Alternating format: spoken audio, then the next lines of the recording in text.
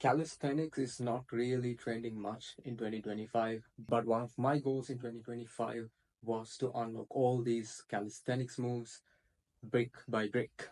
One of these moves being the muscle up, of course. And as you can probably see by the title of this video, I managed to unlock the muscle up in 57 days. And honestly, why I could progress this fast is literally because I studied. Why? I studied, bro. I knew what he liked.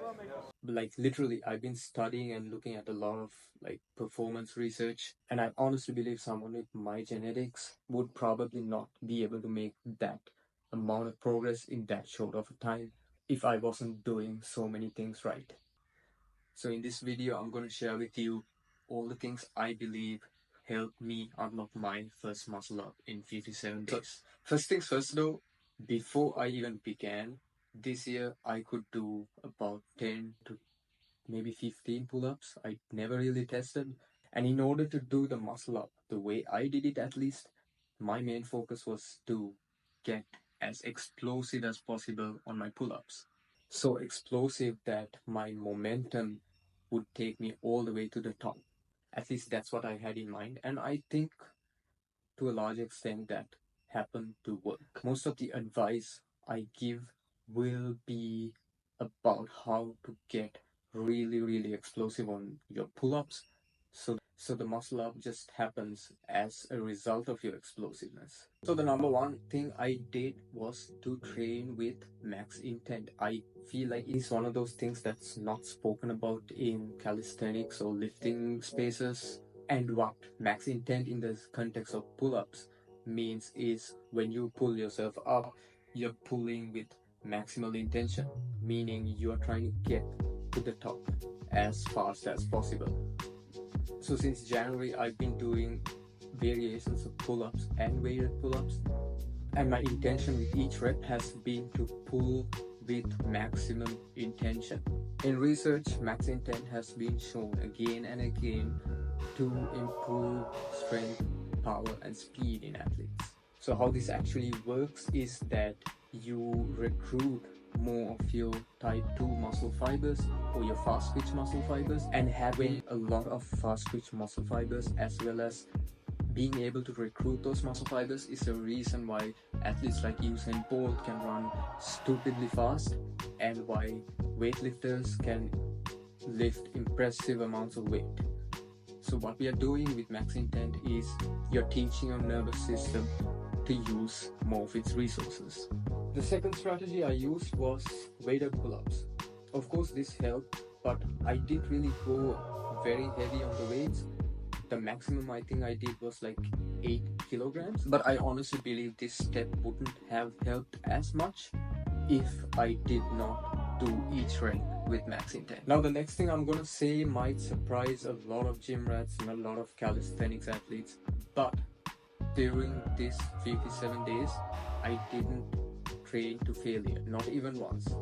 Early on, I went to about sets of 8, but since then, like it's always been sets of 5 or less. The reason being that if I train to failure and fatigue my muscles, I would not be able to get in as many quality repetitions. And what you need in order to be more explosive is quality repetitions. So when you're trying to build power and explosiveness, you want to stay as fresh as possible and focus on each rep and do enough sets to get as many quality reps as possible. And the next technique I'm going to talk about is also not really talked about much, and that is pulling from a dead hang. Let me explain. So instead of doing pull-ups in a one continuous motion, I would pause at the bottom for a couple of seconds and pull myself back up as explosively as possible from the dead hang position. What this does is it prevents me from using my stretch reflex and stretch shortening cycle, which are mechanisms that give me a neurological and an elastic boost to my pull-ups. The stretch shortening cycle itself is beyond the scope of this video, but understanding it can certainly help improve your strength, explosiveness, or athleticism. So maybe I'll go into detail on that on another video.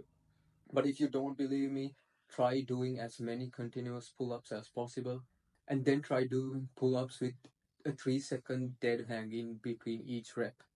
You'll understand the difference. By doing dead hang pull-ups, you're eliminating the stretch choking cycle, which forces you to use your raw muscular strength to pull yourself up. As far as the things I did and the techniques I used, those are the 4 things I can think of.